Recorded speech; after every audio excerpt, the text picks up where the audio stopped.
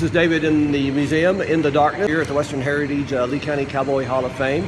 And today we're talking about owls. And I want to talk out about some unique features about owls. Owls are in the family of raptors.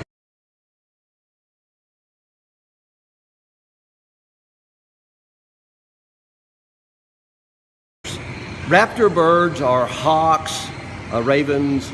They're predatory birds that feed on mammals, insects, snakes, and so they're the hunters of the air. And owls are hunters of the night.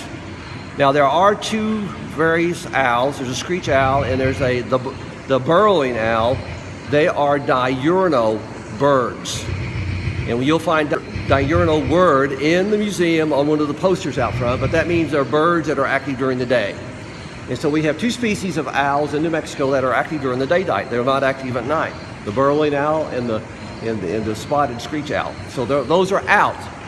During the daytime, you can see those birds flying, sitting on top of the prairie dog mounds and everything, so those would be visible to you.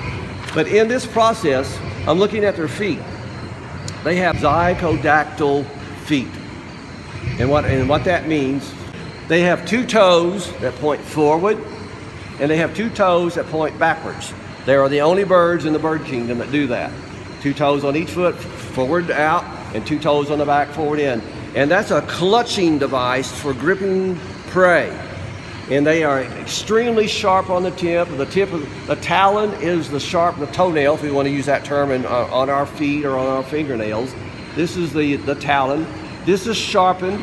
Now, when we picked up Tito the other day here at the museum, Tito exposed himself with fight mode with the talons stretched out. He's a young one.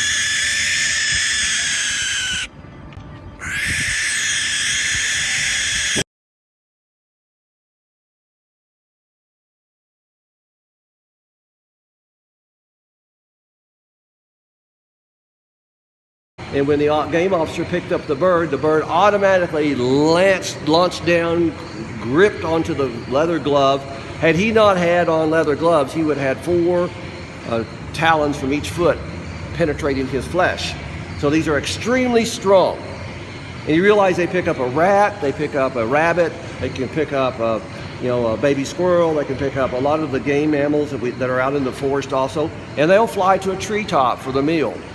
So once they swoop down on the ground to pick up the mice, the rat, whatever the prey is, they actually impale that animal with these sharp killing devices.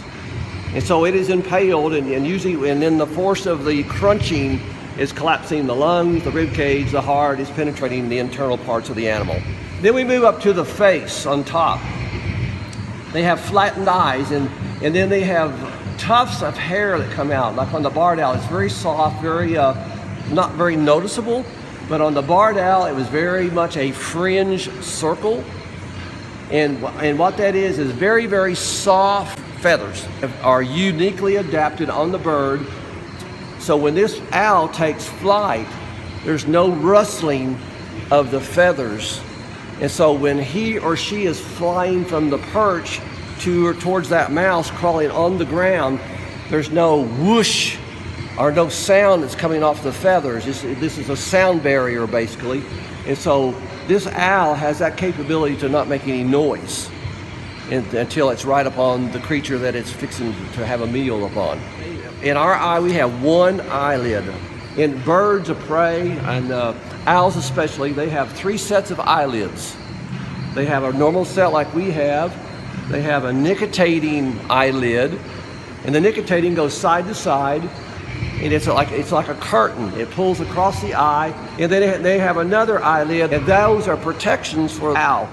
They have a very sharp hooked beak for tearing flesh. They're like a hawk.